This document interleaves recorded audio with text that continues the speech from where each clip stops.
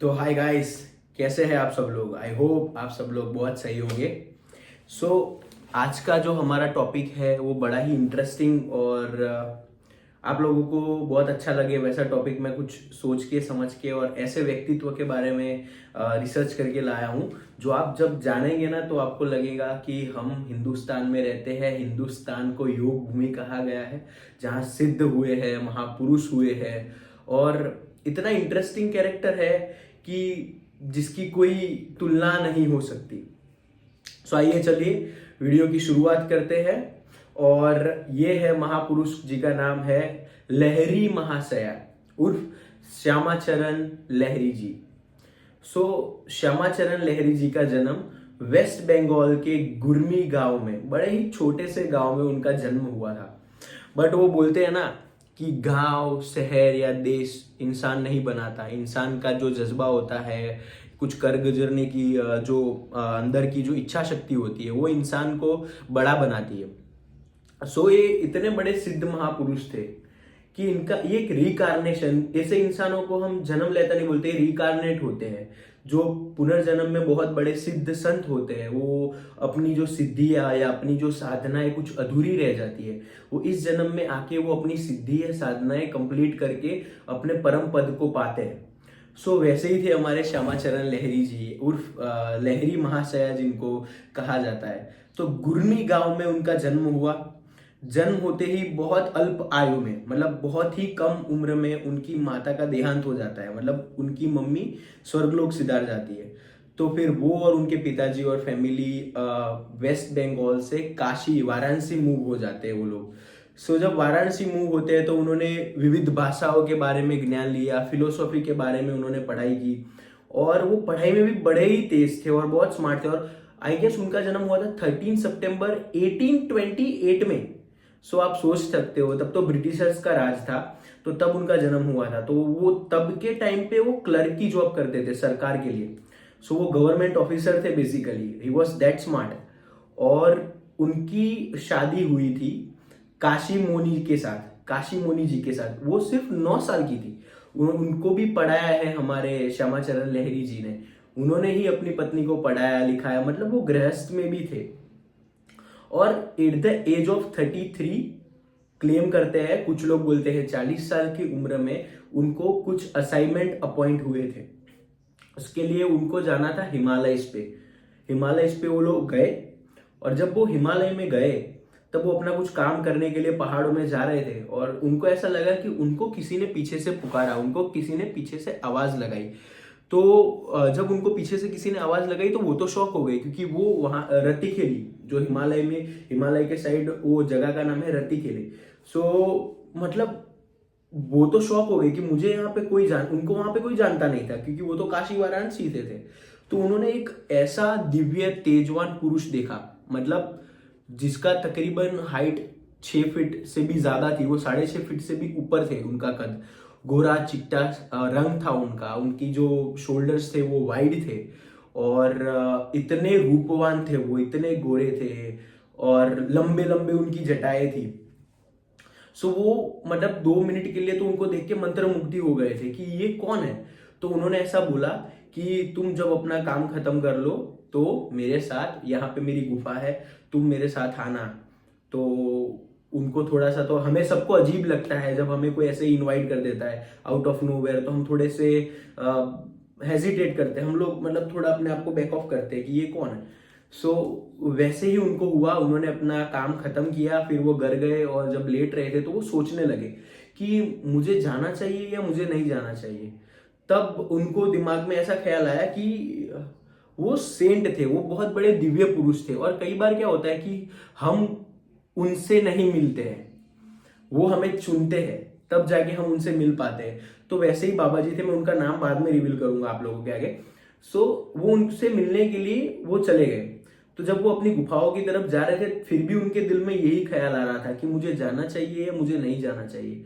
तो इंटरेस्टिंग चीजें होती है कि जैसे ही वो शाम ढलना शुरू होता है तो जानवरों के रोने की आवाजें आना शुरू हो जाती है जंगल से, या फिर जो वुल्फ होते हैं हाउल करते हैं, मतलब वो चीखते हैं, चिहाड़ते हैं। तो मतलब पूरा डरावना जो सीनारियो था, मैं समझ सकता हूँ श्यामाचरण बाबा जी का जो मनोभाव था उस समय का। क्योंकि मैंने जब वो चीजें पढ़ी ना तो मेरे मन मस्तिष्क में वो सारी चीजें इमेजिन होना शुरू हो गई कि वो कैसे गए होंगे, मतलब अपने आप। ही वॉज जस्ट 33 और 34, he was not that old.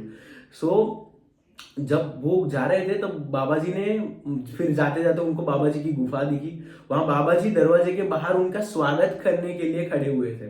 Can you imagine? उनको पता था कि इस टाइम पे ही श्यामाचरण आएगा, तो वो बाहर खड़े हुए थे उनका वेट करने के लिए। और मैं वो चीज देखता हूँ कि वो दोनों जब मिलते हैं और उनका जब आई कांटेक्ट होता है तो मतलब तुम लोग मेस्मराइज हो जाते हो। जब तुम कोई किसी दिव्य पुरुष से मिलते हो ना तो उनका जो ऑरा होता है ना, उनका जो ऑरा प्रकाशित रहता है, तुम जो उनकी आंखों में देखते हो ना तो तुम्हारा सोल और तुम्हारी अंदर की जो आत्मा होती है ना वो सेटिस्फाई होना शुरू, तुम एकदम काम होने लगते हो। तुम उनका जो इनर पेस होता है ना उसके साथ तुम कनेक्ट कर पाते हो। सो वैसा ही हुआ श्यामाचरण बाबा जी के साथ, श्यामाचरण लहरी लहरी महाशय जी के पास। तो उन दोनों का जो आई कांटेक्ट हुआ और फिर मतलब उन दोनों ने उनको पूछा कि तुम्हें तुम्हारा कमंडल याद है, यहाँ पे ये तुम्हारी जगह थी जहाँ तुम बैठते थे, वो जगह तुम्हें याद है? तो फिर वैसे टाइम पे वो तो शॉक हो जाते हैं कि मुझे तो कुछ भी याद नहीं है। फिर उन्होंने जस्ट एक टच देते हैं, उनको सर पे हाथ रखते हैं, उनका हाथ अपने हाथों में पकड़ते हैं और ऑल ऑफ अ सडन उनको सारी चीजें हिट हो जाती है कि यस मैं ये था, मेरी मेरी तपस्या उस जन्म में थोड़ी सी अधूरी रह गई थी, तो मैं पूरी करने के लिए मैंने इस जन्म में जन्म लिया है। तो वो सारी चीजें बाबा जी ने उन्हें याद करा दी। तो वो याद होते ही श्यामाचरण जी को ऐसा हुआ कि जैसे उनका काम खत्म होता था वो सीधा बाबा जी को मिलने के लिए पहुंच जाते थे। और बाबा जी उनको क्रिया योगा, जो क्रिया योगा मेडिटेशन का एक पार्ट है, उन क्रिया योगा में बाबा जी उनको दीक्षा दिया। महाअवतार बाबा जी के बारे में मैं बात कर रहा था। श्री श्री महाअवतार बाबा जी ने उनको दीक्षा दी। तो महाअवतार बाबा जी ने जब उनको डायरेक्ट डिसाइपल थे, तो महाअवतार बाबा जी ने उनको जब दीक्षा दी ना तो उनका मन जो मटीरियलिस्टिक चीजों में जो बोलता है कि हम गृहस्थी से जब कोई इंसान ऐसे ही किसी सिद्ध पुरुष से मिलता है तो उसका मन उसमें रम जाता है कि उसको फिर भक्ति ही सूझती है, फिर उसको मटेरियल चीजों से उसका ध्यान हट जाता है। तो बाबा जी से कहते हैं कि बाबा जी मेरा अभी मटेरियल वर्ल्ड में या मुझे अपनी सरकारी जॉब में कंटिन्यू नहीं करना है, मुझे आपके साथ रहना है, मुझे यहाँ पे मुझे क्रिया योग का प्रचार करना है। तब महाअवतार बाबा जी ने उन्हें संदेश दिया था कि तुम जाओ गृहस्थी में रहो और हर एक को गीता ज्ञान दो, गीता उपदेश दो और हर एक को क्रिया योग के बारे में समझाओ। तो जो अज्ञानी हमारे जैसे वो अज्ञानी लोग हैं वो क्रिया योग को जान पाए और ब्रह्म में अपने आप को कनेक्ट कर पाए। सो महाअवतार बाबा जी ने उन्हें ये उपदेश दिया था। देन ही केम बैक, वो काशी वापस आते हैं और फिर वो उनकी पत्नी के साथ घर में उनका झगड़ा होता है कि जो गृहस्थ होता है उनका थोड़ा मोड़ा होता रहता है झगड़ा कि कुछ बाबतों में या कुछ प्रॉपर्टी को लेके कुछ झगड़ा हुआ उनका उनकी पत्नी के साथ, उनके घर वालों के साथ, बिकॉज ही वॉज मैरिड। सो उनका सबके साथ झगड़ा हुआ। तो जब उनका झगड़ा होता है ना तो उनको ऐसा लगता है कि वो बहुत काम नेचर के थे, बहुत ही काम नेचर के थे। तो उन्होंने सबको मतलब घर दे दिया, किसी को अपना जो भी बैंक बैलेंस प्रॉपर्टीज जो भी था उनको सबको दे दिया। And he rented a house Varanasi Kashi में, उन्होंने अपना एक घर लिया भाड़े पे। वो अपने उस भाड़े के घर में रहने लगे। सो जब वो अपने भाड़े के घर में रहने लगे तो because he was living in a material world so he needed the money, उनको पैसों की जरूरत थी। तो उन्होंने ट्यूशन पढ़ाना शुरू किया because he was well educated. So वो क्लर्क भी थे, तो मीनवाइल वो अपनी गवर्नमेंट जॉब भी कर रहे थे और साथ ही साथ बच्चों को ट्यूशन पढ़ाते थे। और धीरे धीरे धीरे धीरे because he was so enlightened कि वो क्रिया योगा में इतने ज्यादा मशगूल हो चुके थे कि वो इतनी सिद्धि तक पहुंच चुके थे कि वो भविष्य में होने वाली घटनाएं उनको दिखना शुरू हो चुकी थी इतनी कम उम्र में। फिर उन्होंने गीता ज्ञान देना शुरू किया। But he was the person, जैसे हमारे पास जब इतना, हमारे पास तो नॉलेज भी नहीं होता फिर भी हम जाके अपनी बढ़ाइया मतलब हम ये है हम वो है हम दिखाना शुरू करते हैं। वो इतने सिंपल रहते थे ना, उन्होंने किसी को अपना ज्ञान मतलब ऐसे सबके सामने पब्लिश किया या खुद को भगवान बना दिया, ऐसा कुछ भी उन्होंने नहीं किया था। वो सिर्फ और सिर्फ अपनी साधना में थे। उनके पूरे जीवन काल में उनकी सिर्फ एक ही तस्वीर खींची गई है और उस तस्वीर में उनकी आंखें आधी खुली और आधी बंद है। मैं इस वीडियो में उनकी फोटो डालूंगा तो आप जब देखोगे ना तो आपको लगेगा कि कुछ अजीब से उन्होंने फोटो खिंचाई, बट उस फोटो का भी कुछ मीनिंग था। उस फोटो का ये मीनिंग था कि वो अपने अंदर भी है, स्टिल वो अंदर ही विदिन में है और वो दुनिया को देख रहे हैं। तो उन्होंने इतनी ही आंखें खोली थी, मतलब वो अपने आप में रह के वो वर्ल्ड को देख रहे थे। So he was that smart and he was that big character. So एक और ये तो इंटरेस्टिंग चीज याद आ गई तो मैंने बोल दी, सॉरी मैं थोड़ा आउट ऑफ द टॉपिक चला गया। बट ऐसे थे तो श्यामाचरण लहरी जी, और वो इतने सिद्ध थे। आप लोगों ने तेलंग स्वामी जी का नाम तो सुना होगा, उनको महादेव का अवतार माना गया है। मैं उनकी भी फोटो यहाँ पे लगाऊंगा तो आप लोगों को ज्यादा आइडिया आएगा। सो तेलंग स्वामी से जब वो मिले ना, तो तेलंग स्वामी अपने आसन से खड़े होकर उनको गले लगाने लगे। तो उनके जो भक्त और उनके जो शिष्य थे ना, वो शौक में आ गए कि तेलंग स्वामी इतना, उनको तो किसी ने जेल में अंग्रेज ऑफिसरों ने रख दिया था, तो तेलंग स्वामी तो जेल के ऊपर दीवारों पे चलते हुए दिखे थे उन सब अंग्रेज ऑफिसर को। वो अलग ही डिवाइन पावर थी उनमें। तेलंग स्वामी वॉज अनदर बिग पर्सनालिटी। मैं उनके बारे में भी वीडियो बनाऊंगा, मुझे कमेंट में लिखना, मैं उनके बारे में बहुत बढ़िया वीडियो बनाऊंगा। सो उनको गले मिले तो उनके डिसाइपल को तेलंग स्वामी बताते हैं कि ये ऐसा भक्त है कि हम जैसे साधु महंतों को जो सिद्धि प्राप्त करने के लिए सालों उम्र लग जाती है, उम्र बीत जाती है, इन्होंने इतनी कम उम्र में, बिकॉज उनका कुछ पास्ट लाइफ कनेक्शन था भगवान से और सिद्धियों से और साधना से, तो उनका जन्म ही इसी कारण से हुआ था कि वो आके अपनी सिद्धि कंप्लीट करे। और उन्होंने अपनी सिद्धि कंप्लीट की और ब्रिटिश राज में ये चीजें की। और he was on a pension because वो गवर्नमेंट अधिकारी थे। और उन्होंने हम जैसे लोगों को बताया कि जो अभी के संत है तो वो तो घर संसार अपने माँ बाप सब कुछ छोड़ के साधु संत बनने के लिए चल जाते हैं।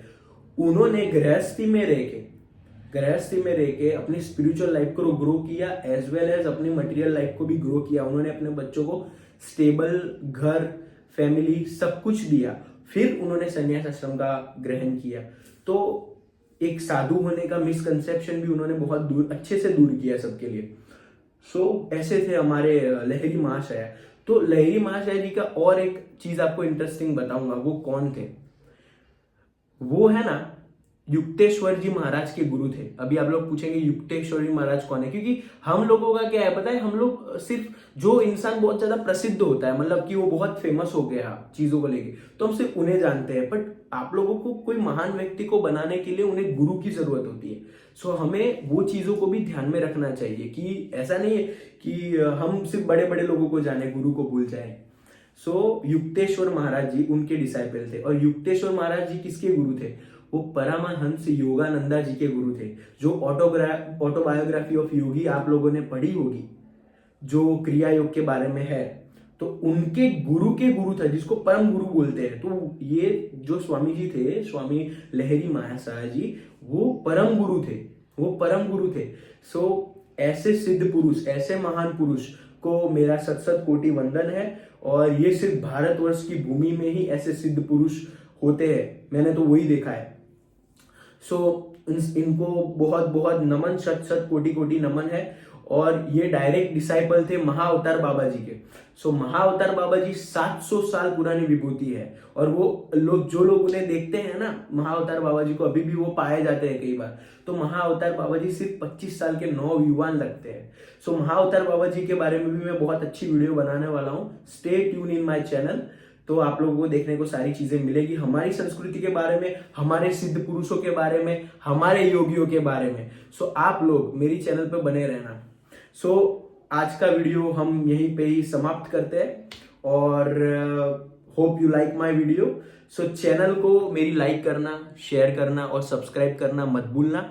और अगर मेरे से कुछ गलती होती है तो अपना समझ के माफ कर देना। और कुछ भी चीजों का एडिटिंग को छोड़ देना, अभी मेरे को थोड़ा नया हूं तो माफ करना मुझे। बट और किसी चीज में कमी लगी हो आपको समझने में, या मैं और संक्षिप्त में जाऊं, या ऐसा कुछ भी हो, तो आप प्लीज मेरे को कमेंट में लिख के बताना। और मेरी चैनल को सब्सक्राइब करना प्लीज प्लीज प्लीज, और शेयर करना मत भूलना। और बने रहिए मेरे साथ अगले वीडियो में। See you in the next one.